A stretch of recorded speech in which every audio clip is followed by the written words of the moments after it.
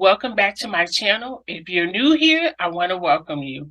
My name is Eileen. I'm the owner of Veer Up, which is an HR career consulting firm. We help clients who are looking for a job. We help them update their resume as well as prepare for that next big interview. And if you're having situations at work, I can also coach you in that area.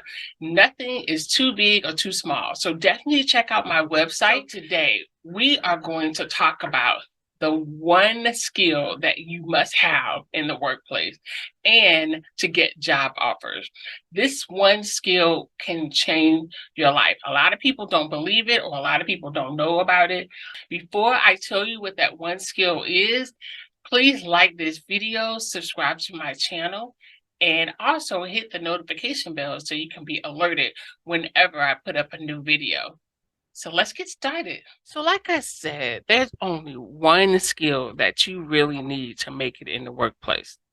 And that one skill is to be likable. Now, I know people get that a little bit confused. Some people think to be likable means to be a pushover. No, that's not what I'm saying. To be likable in the workplace is so important that if you have no other skills, that skill will save you. It's important to have the skill because, people like working with people that they like. I've never heard anyone say, "Oh, I can't wait to work with this person," even though they don't like them. No, I've never heard anyone ever say that. And in order to be likable, you have to be able to collaborate with other people. Being well-liked and being collaborative is something that you can learn, but a lot of people just don't get it. Because also in the workplace, there are tons and tons of different personality. But if you're someone that's likable, you can work with all of them. So if you think about someone who's a salesperson, their number one goal is to sell a product. The person who they're selling it to has to like them. They have to trust them and know them. It's also the same in the workplace. Regardless of your job, you're a part of a social dynamic inside of your organization. If your coworkers do not like you, word will spread pretty quickly within the organization. And think about it. If you are somewhere and your supervisor realizes that no one likes you, they're going to think that clients are not going to like you as well. So you better believe that they're going to find ways to get you out that door.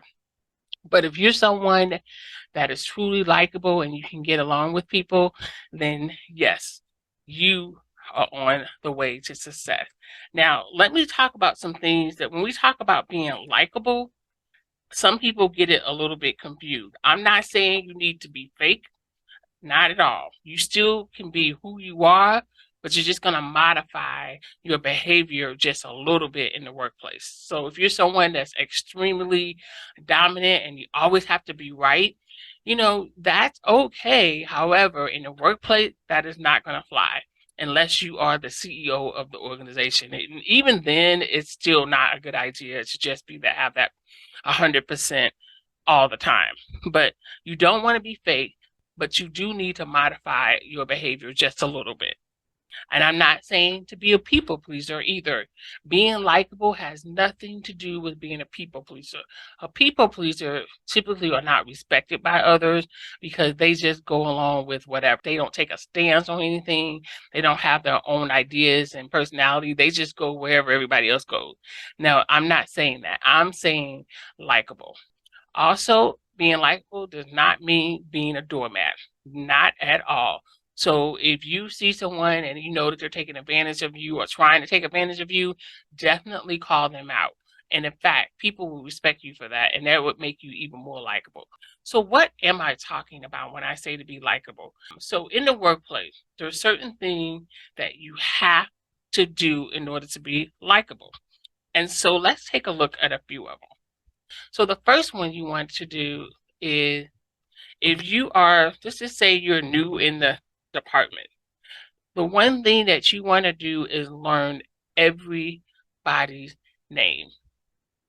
Learning everybody's name is important. And what it does, it builds trust. because when you are able to call somebody by their name, they value the fact that you remembered their name. I can give you an example, like if you meet someone and their name is Karen or something like that.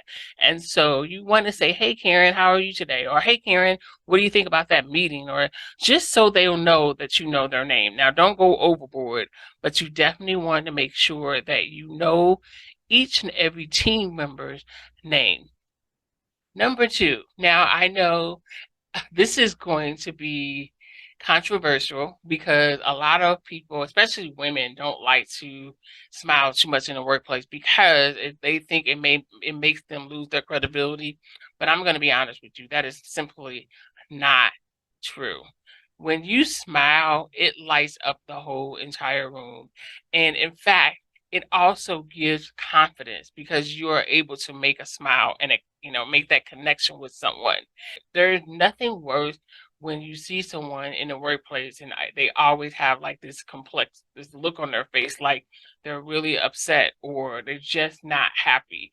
Nobody wants to be around someone like that. Have you ever walked into a room and start smiling and then everyone else smile? Because I do this all the time. Like I'll walk into a room and I will smile and everybody else starts smiling. It just radiates kindness and a likability when you smile, because it also shows that you're open to having a relationship or a conversation with someone. So that's the second one. You definitely want to make sure you do that. Number three, you're going to tread lightly because, a lot of people talk about personal information at work. I definitely don't think you should talk about really, really personal things. But if someone has lost like a father or a mother or a spouse or something like that, it is so okay to show empathy. Now, if you want to show empathy by giving a card or so one of the things I love to do is to create electronic cards for my staff or employees because I can kind of personalize it. And one of the softwares that I use is Canvas. And Canvas allows you to take a template and just change it to make it perfect for someone else. And it's also convenient because sometimes things happen and you just can't run to the store to get a birthday card or a sympathy card. But Canvas allows you to always have something ready quickly. I put a link in the description box so you can also get a code. Now, I do have to tell you, I will get a little reward if you do go ahead and sign up for Canva. Number four. Now, this one is going to take a lot of effort. Now, if you're someone like me, I am a true, true introvert. I would talk about that all the time, but I know that I cannot be on this earth and be successful and be an introvert.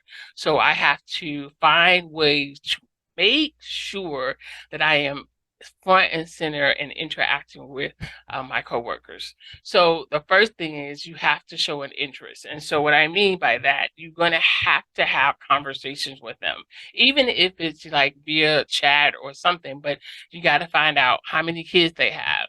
You have to find out, what their interests are, if they're in a basketball team or if they're a pianist or something. But you can only do that by having these conversations. Now, one of the ways you do that is that ask a lot of questions. People love to talk. That's one thing I know. I mean, if you start asking them questions, oh my goodness, they can go on for hours, especially if they're talking about things that they love, which is, their children or their family or a hobby that they're doing. So that is something that you definitely want to do in order to be likable. And it's okay if you are someone that can't remember a lot of things, go ahead and write down key things to make sure that you remember to ask them about. So number five, to show that you are likable, you must do your job well, meaning that you are not someone who's a slacker, because your coworkers are not going to like you if you are someone that is not on top of your job. If you're someone that, not answering your emails and you're working on a group project and you turn in things late or you cause the whole project to be sidetracked, that is not going to win you any likable points. You have to make sure that you're on top of your job. And number six, you want to always offer help to your coworkers. So if you're someone that you have some downtime or you are not as overwhelmed as your coworkers, it is imperative that you offer any type of assistance. That would definitely make you as someone that's a team player and as well as likable. I used to work at a place where it was a team environment and we each had our own department that we managed. However, there was one person on our team who was just overwhelmed. Her department always had some type of issue. And so me and my other coworker always tried to make sure that we asked her if she needed any help and just to make sure that she was okay. However, there was another coworker who did not do that. And she also be a manager or a director, and she always got passed over. She never became a manager, and I'm going to tell you why. It's because she was perceived as the lone wolf, not a team player, and she never offered to help. My supervisor remembered that, and she never could understand why she never got promoted. So she eventually left, so we don't really know what happened to her. But if she was a little bit more likable and a team player, you better believe she could have ran things. She could have became a director, but she just did not know. So that's why it's so important everything that we talked about that you incorporate this into your everyday career. The second part I want to talk about, being likable at a job interview will make you stand head over the other candidates. And the reason why people don't realize is that a lot of hiring managers are not just looking for someone that has the requirement, but they're looking for someone who is likable, who will be easy to train, who will get along with the other team members. They would rather hire someone like that versus someone who has every single requirement, but they are just not likable. So those are my tips. I would love to hear from you. If you feel like I left something out, please leave a comment. Until next time, please like my video, subscribe to my channel, and also hit that notification bell so you can be alerted whenever I put up a new video. So until next time, thank you for watching and see you later.